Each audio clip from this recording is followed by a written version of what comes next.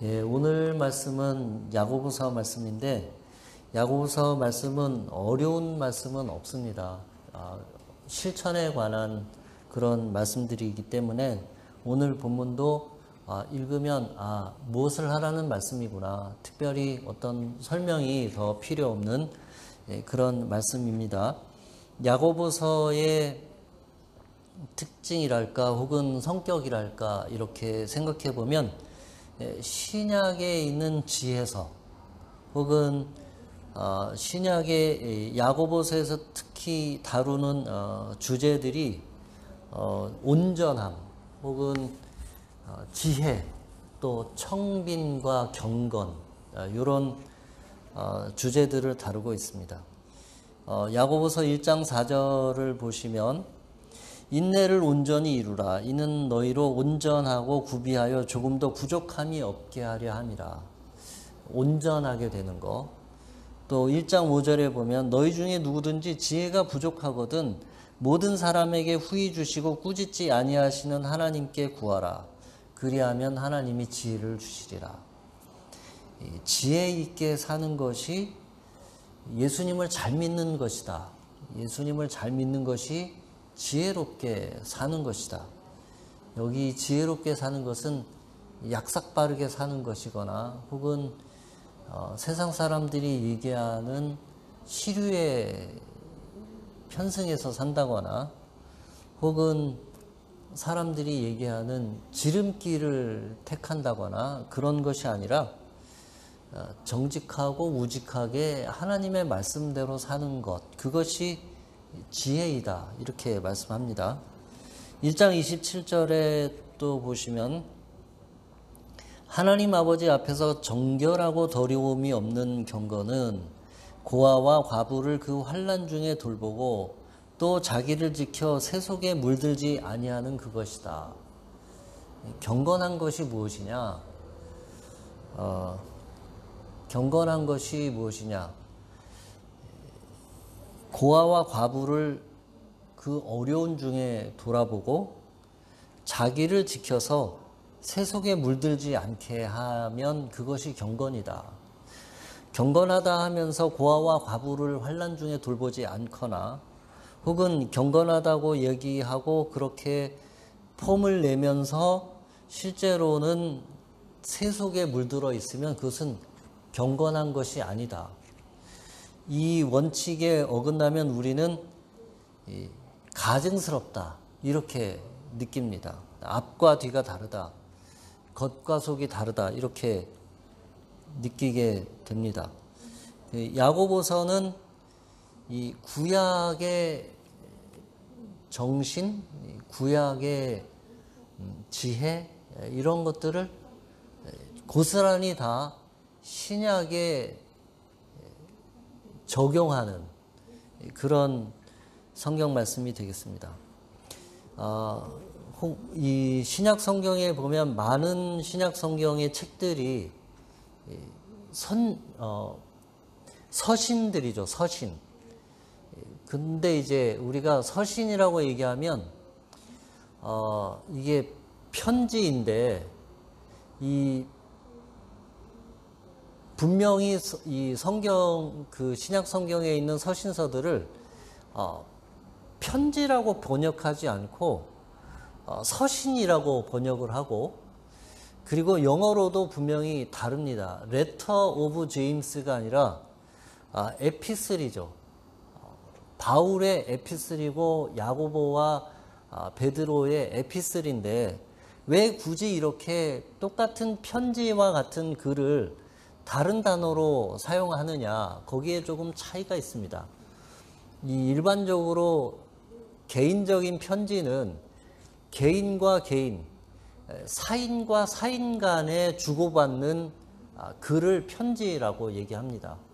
그런데 이 에피슬은 어떤 다른 특징이 있냐면 한 사람이 쓰되 여러 사람의 회중이 공통으로 읽고 듣는 것을 기본으로 하는 것을 에피슬이라고 합니다. 그 차이가 있습니다. 그리고 그 신약에 있는 이 에피슬들, 이 서신서들, 편지들은 특정한 상황에 특정한 사람들에게, 특정한 지역에 사는 사람들에게 특정한 이슈를 가지고 편지를 하고 그 특정한 이슈에 대해서 다룹니다.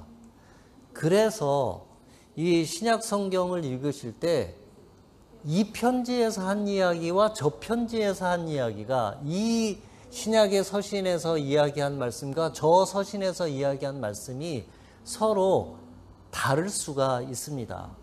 그래서 신약의 서신서를 읽으실 때에는 그 서신서가 어떤 상황에 어떤 저자에 의해서 어떤 사람들에게 읽혀진 것인가를 이해하고 보셔야 하겠습니다. 예를 들면 야고보서는 행함이 없는 믿음은 죽은 믿음이다 이렇게 말씀하고, 또 로마서와 바울의 서신들은 오직 믿음으로만 구원을 받는다 이렇게 말씀합니다. 그래서 이게 서로 안 맞는다고 볼 것이 아니고 서로 다른 세팅과 다른 상황에서 서로 다른 이슈를 다루고 있는 것이다 이렇게 이해를 하고 서신서를 읽으셔야 하겠습니다. 그런 관점에서 오늘 야고보서 2장 1절에서 13절의 본문 말씀을 보시면 좋겠습니다. 오늘 본문 말씀은 어려운 것이 하나도 없습니다. 이렇게 되어 있습니다. 가난한 자들을 차별하지 말아라. 어떤 사람이 그 당시에 회당이든 아니면 그리스도인들의 모임이든 모였는데 어떤 사람이 아주 화려한 옷을 입고 그리고 금반지를 끼고 그렇게 오면 너희들이 그 사람은 좋은 자리에 안내를 하고, 어떤 사람이 허름한 옷을 입고 가난한 사람이 오면 너는 거기 서 있든지 아니면 바닥에 앉든지 네 마음대로 하라. 우리는 신경을 안 쓴다. 이렇게 하는 것이 너희에게 차별이 되지 않겠느냐. 그 사람에게 차별이 되지 않겠느냐. 그렇게 하지 말아라. 그 당시에 어떤 그런 현상이 있었던 것 같습니다. 그래서 야고보가 그 문제를 말씀을 하고 있는데, 야고보가 생각할 때 이게 대수롭지 않은 문제였으면 굳이 이렇게 야고보서에 쓰지 않았을 터인데, 굳이 야고보서에 이런 말씀을 쓴 것을 보면 야고보가 생각할 때 이것은 굉장히 심각한 문제이다. 그렇게 생각을 했던 것 같습니다. 이 말씀은 단순하게 교회니까 예수 믿는 사람들이니까 당연히 차별을 하지 않아야 된다 이런 의미라기보다는 그것보다 훨씬 더 근본적인 문제를 다루고 있습니다. 예수 믿는 사람들이 예수님을 주와 그리스도로 고백하는 사람들이 다른 사람을 어떻게 대해야 하는가에 대한 근본적인 말씀을 하고 있습니다. 가난한 사람을 차별하거나 업수히 여기거나 괄시하는 것이 대표적으로 드러난 현상일 뿐이지, 사람을 외모로 판단하고 외모로 대우하고 차별하는 것 자체가 모두가 다 잘못된 것이다 이렇게 말씀하는 것입니다. 그 대표적인 것이 돈이 없거나 가난하거나 부족한 것에 대한 이야기이죠. 여기에는 배운 것의 차이 혹은 가정 출신의 차이 혹은 능력의 차이, 외모의 차이, 이런 것들을 모두 다 반영해서 하는 말입니다. 특별히 모두가 다 가난할 때는 별 문제가 없지만 요즘처럼 그 소득 격차가 계속해서 벌어지고 그리고 빈부격차가 계속해서 벌어지고 소수의 사람이 대부분의 부를 차지하는 이런 구조에서는 더욱더 그런 것 같습니다. 그래서 이런 부당한 일을 당하거나 부당한 말을 당할 때 속상한 일이죠. 굉장히 마음이 상하는 일입니다. 인터넷에 찾아보니까 요즘에 더 그런 일들이 많이 있는 것 같습니다. 대표적으로 이제 우리가 흔히 생각해 볼 수 있는 게 이런 거죠. 너 공부 안 하면 나중에 커서 저렇게 돼. 단적으로 보여주는 건데, 제가 인터넷을 또 조금 찾아보니까 뭐 실화인지 아닌지는 잘 모르겠지만 명문대 다니는 대학생이 잠깐 휴학을 하고 고깃집에서 알바를 하는데, 고기 불판 가는데 식구들이 고기 먹으러 와서 엄마가 아이한테, 야, 너 공부 안 하면 나중에 커서 고깃집 불판 갈아야 돼. 근데 알고 봤더니 그 학생이 명문대 다니는 학생이 이제 외모를 보고 판단을 하는 거죠. 그런데 은근히 이런 일이 많이 일어납니다. 우리 실생활에서 이런 일이 많이 일어나고, 요즘은 그게 도가 지나쳐서 갑질을 한다, 이런 표현으로 많이 나타나는데, 요거에 한 장이 더 있습니다. 한 장이 더 있는데 한번 보실까요? 너 공부해서 저런 분들도 살기 좋은 세상 만들어야 돼. 이게 맞는 표현이죠. 여기 한 장 더 있는데 그건 안 하려고 합니다. 한 장 더 있는데 그건 안 하려고 합니다. 이게 맞는 거죠. 너 공부 잘해서, 공부 열심히 해서 저런 사람들도 살기 좋은 세상을 만들어야 돼. 이게 오히려 오늘 야고보서 본문에 더 맞는 말씀인 것 같습니다. 가난한 자들을 차별하는 것을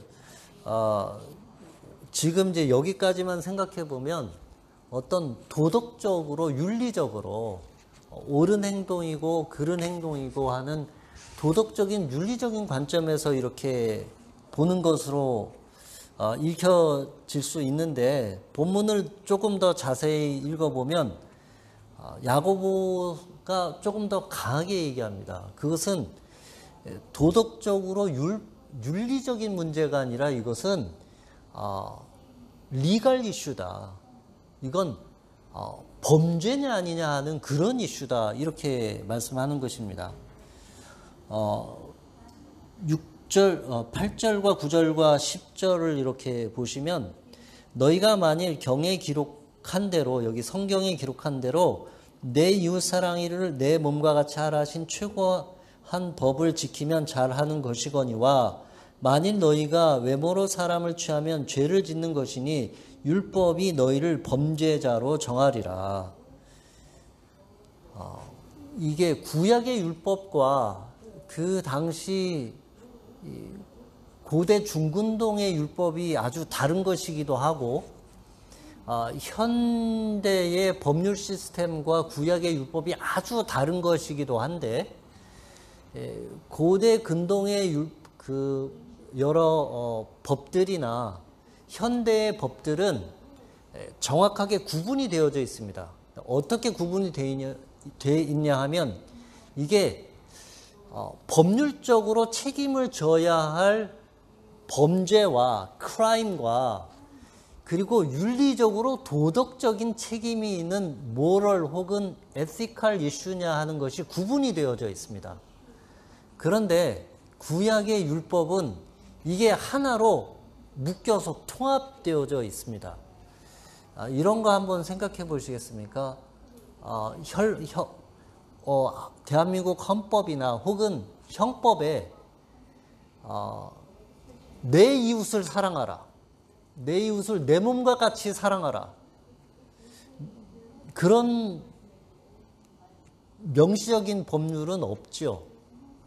물론 다만 내 이웃에게 모욕을 하거나 그런 것들을 금지하는 법들이 있고, 명예를 훼손하거나 하는 것에 관한 법들은 있지만, 이렇게 도덕적이고 윤리적인 이슈가 법률로서 이렇게 제정이 되어 있는 경우는 그렇게 많지 않습니다. 그런데 구약의 율법은 이 윤리적이고 도덕적인 것이 이 범죄를 규정하는 것과 이렇게 결합이 되어져 있습니다. 왜 그러하냐 하면 그 율법을 제정한 그 제정권자가 하나님이시기 때문에 그렇습니다. 모든 구약의 율법 뒤에 이러이러한 것들을 지키라. 왜냐하면 나는 너희의 하나님 여호와니라. 이렇게 되어져 있기 때문에 그렇습니다. 그 뒤에 이런 말씀들이 있습니다. 어떤 말씀이냐면 11절에 간음하지 말라 하신 이가 또한 살인하지 말라 하셨은즉 내가 비록 간음하지 아니하여도 살인하면 율법을 범한 자가 되느니라. 이 말씀이 왜 나온 것이냐면 야고보가 생각하기에 너희가 생각할 때 간음이나 살인 같은 것들이 죄라고 생각하지만 하나님 앞에 죄라고 생각하지만 그러나 가난한 사람을 업수히 여기는 것이 그게 율법을 어기는 죄라고는 생각하지 않는 것 같다. 그러나 구약 율법으로 보자면 그것도 간음이나 살인과 똑같은 범죄이다. 하나님의 관점에서 볼 때 그러하다. 그런 말씀입니다. 이것은 오늘날 우리의 생각과도 굉장히 비슷합니다. 저와 여러분이 가난한 사람을 차별하거나 그 사람들의 마음을 불편하게 하거나 업수히 여기는 것을 우리는 범죄라고까지는 생각하지 않습니다. 윤리적이고 도덕적인 문제라고 생각하지. 그런데 성경은 오늘 본문 말씀은 그것이 하나님 앞에 범죄가 된다. 이렇게 말씀하고 있습니다. 이게 아주 다른 것이죠. 그렇다고 해서 이 성경이 가난한 자들에 대하여서 어떤 특별 대우를 하라. 가난한 자들에게 어떤 무언가를 그들의 편을 들어서 판단이나 법 규정까지 바꾸라 이런 말씀은 아닙니다. 레위기서 19장 15절에 보면 너희는 재판할 때에 불의를 행하지 말며 가난한 자의 편을 들지 말며 세력 있는 자라고 두둔하지 말고 공의로 사람을 재판할지라. 가난한 사람들을 옹호하고 어드보케이트하고 할 때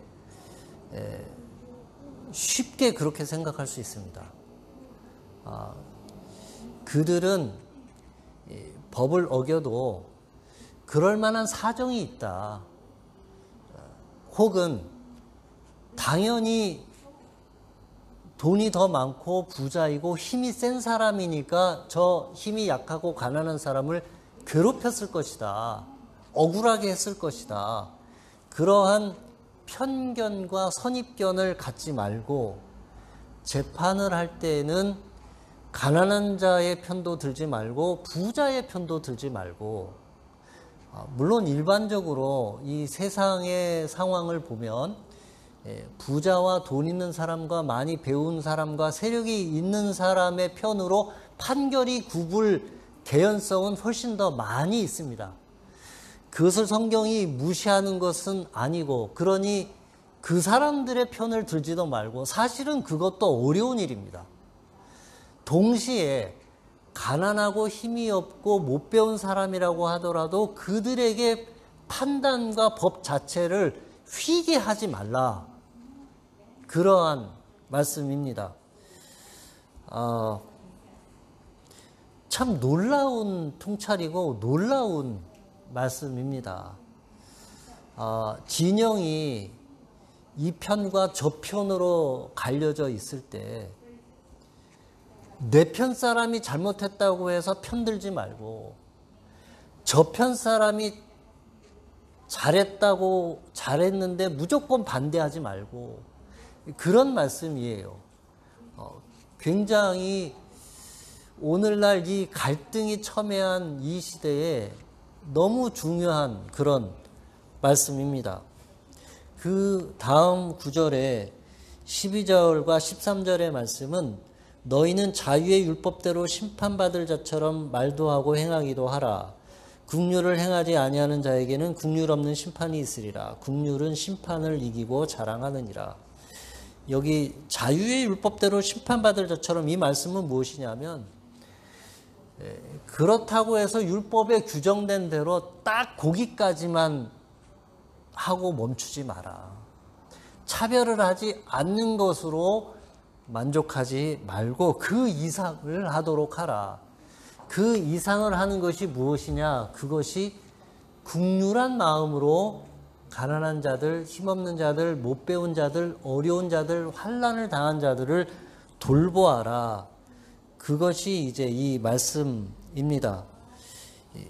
그런데 여기 이 13절은 어찌 보면 참으로 무서운 말씀입니다. 긍휼을 행하지 아니하는 자에게는 긍휼 없는 심판이 있으리라. 우리가 모두가 다 같이 하나님 앞에 가서 심판을 받을 것인데 너희가 긍휼함을 가지고 다른 사람을 대하지 않게 되면 너희도 긍휼함이 없는 심판을 받게 될 것이다. 긍휼함이 없는 심판은 참 무서운 심판이죠. 그냥 그 동기와 상황과 어떤 여러 가지 고려사항과 이런 것들 없이 그냥 행위 그 자체로 심판을 받는다. 그런 말씀인데 우리가 정말 하나님 앞에 가서 긍휼함이 없는 심판을 받는다는 것이 얼마나 무서운 일이겠습니까? 그러하니 너희가 다른 사람을 볼 때 긍휼함을 가지고 다른 사람을 보면 좋겠다. 왜 또 이 말씀을 하셨을까 생각을 해보면 가난한 자들에게 대하여 긍휼함이나 혹은 호의감을 갖기가 쉬운 것은 아니고 자연스러운 것은 아니다. 그런 말씀입니다. 사람은 뭐 원래 악해서 그런지 잘 모르겠지만 권세가 있고 힘이 있고 높은 자리에 앉아 있고 외모가 훌륭하고 많이 배웠고 돈이 많으면 저절로 호감을 갖게 돼 있습니다. 저절로 호감을 갖게 돼 있습니다. 그런데 외모가 볼품이 없고 많이 못 배웠고 가진 게 별로 없고 남루하고 영세하고 그러면 자연스럽게 가볍게 여기게 되어져 있습니다. 작년에 아카데미 영화상을 많이 받은 기생충이란 영화를 보시면 가난한 사람을 어떻게 표현하냐면 그 가난 자체, 가난이라고 하는 개념을 어떻게 이 컨셉을 잡냐면 냄새로 잡습니다. 가난은 가난에 냄새가 있다. 이렇게 얘기합니다. 저는 그 감독께서 너무 잘 그 가난의 특징을 잡아냈다고 생각합니다.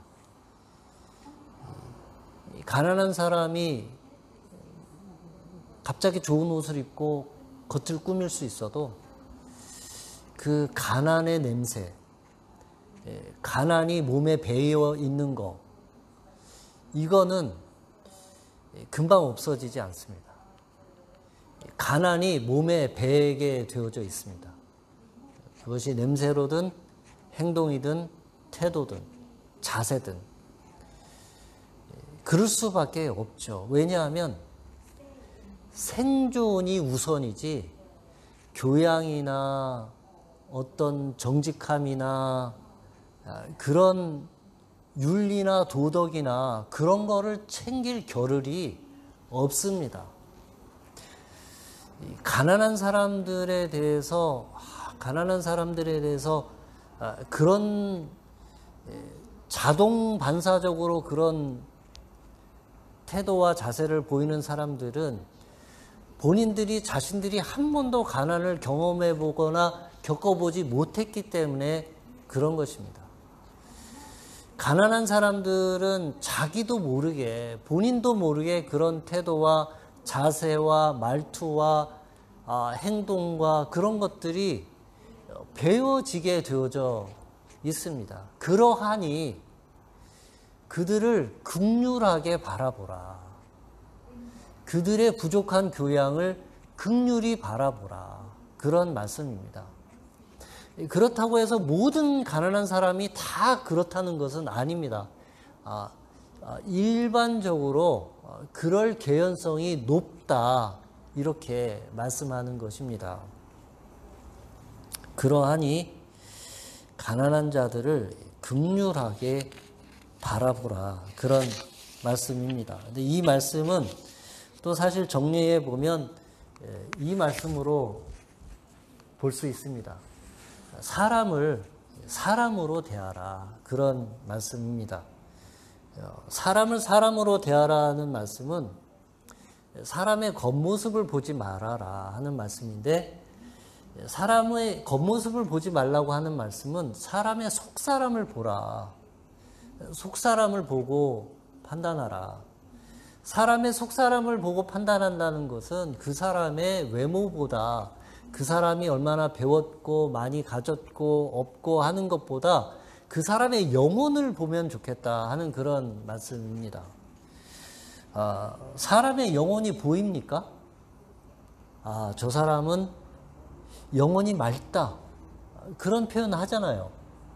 저 사람은 참 맑은 영혼을 가지고 있다. 그런 표현 하잖아요. 그렇게 생각해 보면 그럴 수 있을 것 같아요. 어떤 사람을 딱 떠올려 보면 그 사람은 어떤 영혼을 가졌겠구나, 어떤 속사람을 가졌겠구나 하는 느낌이 있습니다. 오늘 이제 올림픽, 장애인 올림픽 마지막 날인데요. 장애인 올림픽을 제가 보면서 그분들의 영혼이 보인다 이런 느낌이 들었습니다. 그분들이 다 장애를 가지고 신체적인 장애를 가지고 있죠. 앞이 안 보이거나 아니면 팔이 없거나 다리가 없거나 두 다리가 없거나 아니면 마비가 되었거나 손이 없는데 입으로 탁구채를 물고 탁구를 치고 손가락이 없어서 탁구채를 손에 이렇게 묶어서 치거나 하는데, 그들이 뛰고 달리고 또 앞이 안 보이는 사람이 가이드 러너 줄을 메고 달리고 하는데, 그분들이 그 경기를 하는 거를 보는데 그 사람들의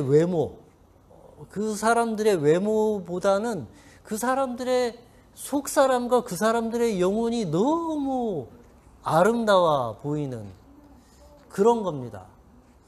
그래서 장애인 올림픽 영상을 짧은 걸 한번 준비해 봤는데, 한번 그분들의 영혼이 보이는지 한번 같이 보시겠습니다.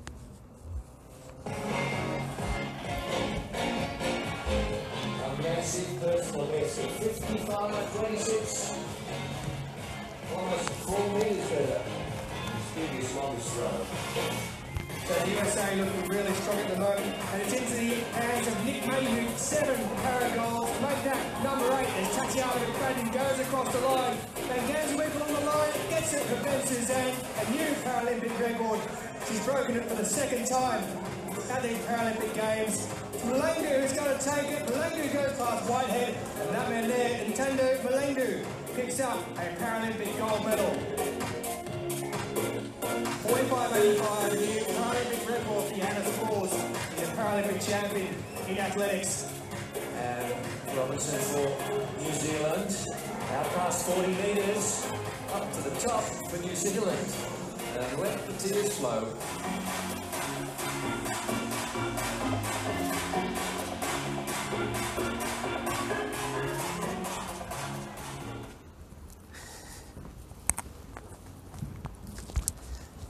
저분들의 이제 외모나 겉모습은 불편하지만 오히려 저분들의 그 장애를 뛰어넘고 그 모든 어려움을 이겨내는 저분들의 그 영혼, 오늘 본문에 나와 있는 것처럼 예배 모임이든지 어떤 모임의 겉모습이 좋은 사람과 남루한 사람이 들어오는 것을 차별하는 것을 보면 참 사람이 나쁘다, 사람이 악하다 그런 마음이 들지만 또 이런 모습을 보면 오히려 저분들의 영혼이 사지 눈, 코, 입, 귀가 멀쩡한 사람들보다 그러면서 악한 일들을 하고 그러면서 포괄적으로 여러 부분에 있어서 다른 사람들을 차별하는 사람들보다 훨씬 더 아름다운 영혼을 가지고 있겠구나 하는 생각을 하게 됩니다. 저와 여러분이 천국에 가서 이제 하나님 앞에 섰을 때 하나님은 저와 여러분을 어떻게 판단하고 어떻게 보시겠습니까? 저와 여러분의 외모를 보고 판단을 하시겠습니까? 아니면 저와 여러분이 얼마나 많이 배웠는지를 가지고 판단을 하시겠습니까? 아니면 저와 여러분이 얼마나 많은 착하고 선한 일을 행했는지를 가지고 판단을 하시겠습니까?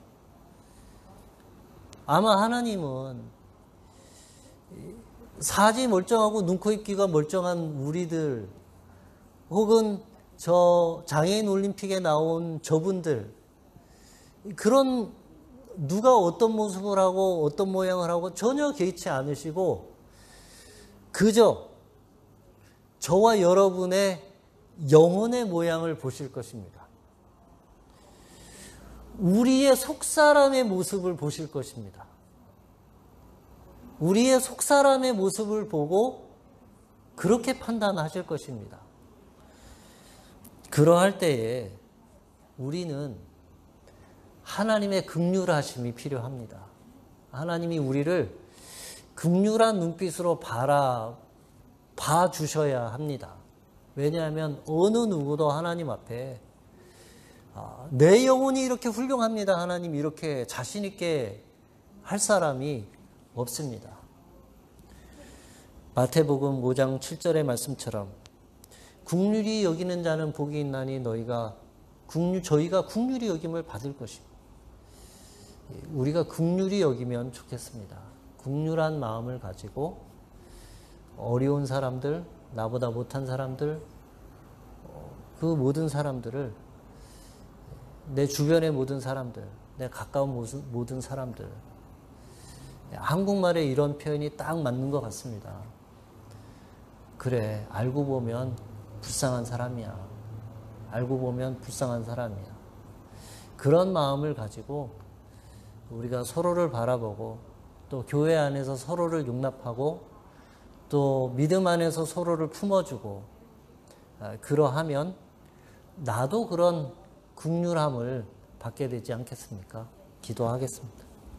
사랑이 많으신 하나님 아버지, 하나님의 말씀은 분명하고 하나님의 말씀은 또렷하고 하나님의 말씀은 흐릿하지 않습니다. 하나님, 오늘 주신 이 하나님의 말씀, 성령님의 도우심으로 말미암아 우리의 속사람이 변화되고 우리가 더 속사람이 튼튼하고 강한 사람이 되어서 우리보다 속사람이 연약한 사람들, 비록 그들이 겉으로 보기에는 많고 훌륭하고 잘났을지라도 속사람이 연약한 그런 사람들을 긍휼히 여기며 불쌍히 여기는 마음으로 모든 사람들을 바라볼 수 있는 그런 여유와 속사람의 강함이 있는 우리들 되도록 우리를 이끌어 주시기를 기도합니다. 예수님 이름으로 기도했습니다.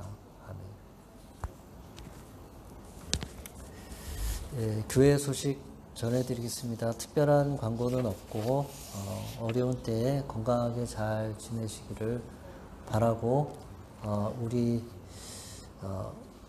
한나자매 위해서 기도해 주시고 또 박종환 집사님 화요일 날 이제 싱가포르 다시 들어오고 자가격리 들어가는데 절차상 어려움이 없도록 기도 부탁드리고 또 교회 식구들 간에 기도 제목 서로 나누고 늘 위해서 기도하면 좋겠습니다. 제가 헌금 기도하고 그리고 저녁 예배 광고가 아마 그 한인 커뮤니티 잡지 이런 데 이제 나갔을 것 같은데 저녁 예배에 또 많은 분들이 참여하실 수 있도록 기도해 주시면 좋겠습니다. 제가 헌금 기도하고 축도로 마치겠습니다. 하나님 아버지, 이 어려운 때에 우리들을 지켜주시고 생명을 보존해 주시고 사업과 직장을 지켜주셔서 감사합니다. 하나님, 우리 성도님들의 생업과 수고하고 애쓰고 땀 흘리는 일들 가운데 열매가 있게 해주시고 또 우리의 삶을 유지시켜 주시기를 기도합니다. 하나님, 우리가 어려운 사람들을 돌볼 수 있도록 은혜를 베풀어 주시기를 기도합니다. 하나님, 드린 헌금을 받아주시고 기뻐하여 주시고 쓰여지는 곳에 복음이 퍼지고 하나님의 이름이 높아지고 영광이 돌아가게 해주시기를 기도합니다. 이제는 우리 주 예수 그리스도의 은혜와 아버지 하나님의 사랑하심과 성령의 감화 감동하심이 주의 자녀들 한 사람 한 사람 머리 위에 이제로부터 영원토록 함께 하시기를 간절히 기도하옵나이다. 아멘.